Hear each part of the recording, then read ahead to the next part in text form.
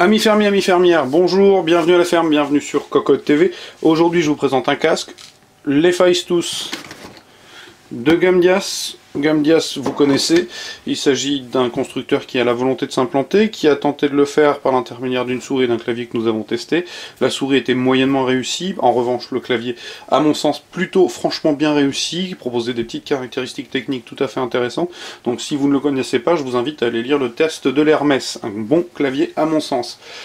L'Hephaestus, donc, Vulcain chez les Romains, un casque qui nous est fourni en termes de bundle avec le guide de démarrage rapide, et les doubles autocollants qui accompagnent chaque produit Gamdias. Gamdias fait toujours l'effort de proposer une esthétique qui sort de l'ordinaire, c'est aussi un risque, mais une volonté de se démarquer. Pour le coup, on a donc des oreillettes que vous constaterez qui ressemblent, à mon sens, j'ai peut-être tort, un petit peu au Faucon Millenium, quelque part. Les matières sont plutôt sympathiques, du plastique un peu lisse et brillant, qui n'est pas très haut de gamme, mais qui n'est clairement pas cheap non plus. Au niveau de la finition, c'est correct sans plus, puisqu'on retrouve un ou deux petits ébavurages mal gérés ici. Il s'est un petit peu marqué dans le transport par là. Alors c'est largement compensé par l'emploi d'une matière beaucoup plus noble, la présence de cuir, ce qui est assez rare du côté des casques gamers. Donc, au niveau du casque en lui-même, nous avons donc un arceau très large, intégralement recouvert de mousse très souple et donc recouvert de cuir gris, badge Gamdias sur l'extérieur. Les réglages sont des réglettes en plastique graduées assez raides, il n'y a pas de souci, ça respire bien la solidité, il n'y a rien à dire. Comme vous l'avez vu, puisqu'il se bouge un petit peu dans tous les sens, les oreillettes sont montées donc sur une patte de fixation, elles-mêmes montées sur pivot. Donc on va retrouver des badgeages Hephaestus avec un gros marteau d'un côté et de l'autre. L'oreillette en elle-même donc fait appel à une fenêtre semi-circulaire translucide qui va permettre de laisser passer de la jolie couleur. Le logo Gamdias lui aussi est translucide et laissera passer de la couleur. Alors un petit manque d'homogénéité puisqu'on va avoir du rouge ou du jaune ici, pardon, et vice versa là, c'est assez flashy. Un petit rappel de mèche noire sur l'avant. La découpe très spécifique laisse entrevoir une des caractéristiques techniques particulières du Gamdias Hephaestus, à savoir la présence d'un radiateur en alu afin de dissiper la chaleur générée par les aimants. Sur l'intérieur, on va retrouver donc une oreillette recouverte de cuir avec une mousse très souple et une petite toile acoustique au fond. De l'autre côté, on va retrouver une perche de micro en 3 parties, plastique, caoutchouc souple, de façon à pouvoir l'adapter à son visage, et le micro hébergé dans la partie terminale. Le câble est tressé,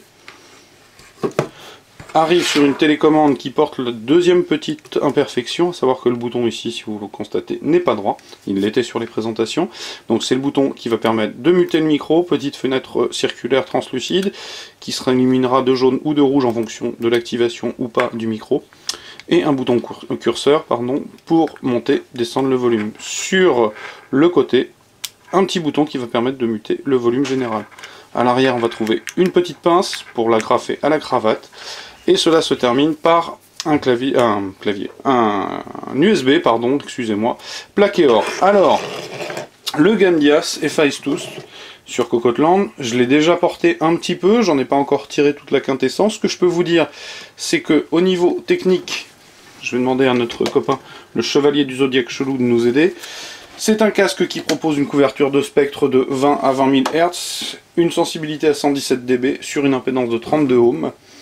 Que vous dire d'autre? Pas grand chose de particulièrement intéressant, je vous redonnerai donc les détails plus chiffrés dans le test écrit. Ce que je peux vous en dire, c'est que je l'ai déjà porté. Au niveau du son, c'est somme toute relativement correct, hein. C'est peut-être pas de l'hi-fi, mais c'est pas désagréable.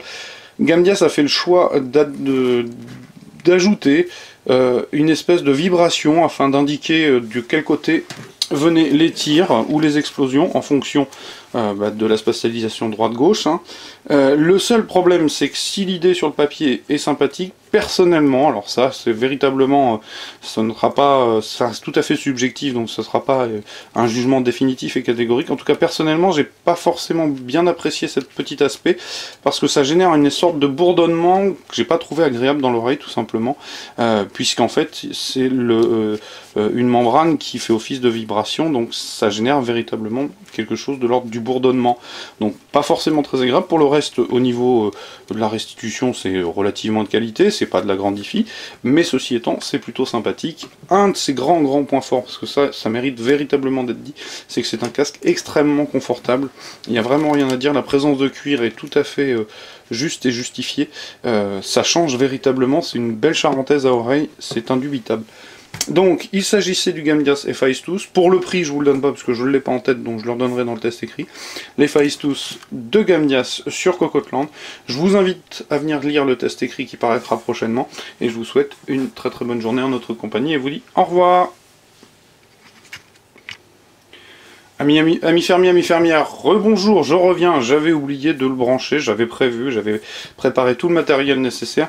En effet, certains lecteurs ont voulu, ont en tout cas remonté l'information comme quoi ils auraient apprécié que nous présentions les produits branchés pour visualiser les illuminations de Noël, c'est presque la période. Donc voilà ce que ça donne sur un Hephaestus, je vous disais jaune et rouge.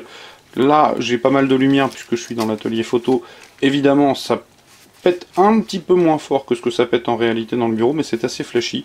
C'est pas forcément raté, hein, loin de là, c'est même plutôt réussi.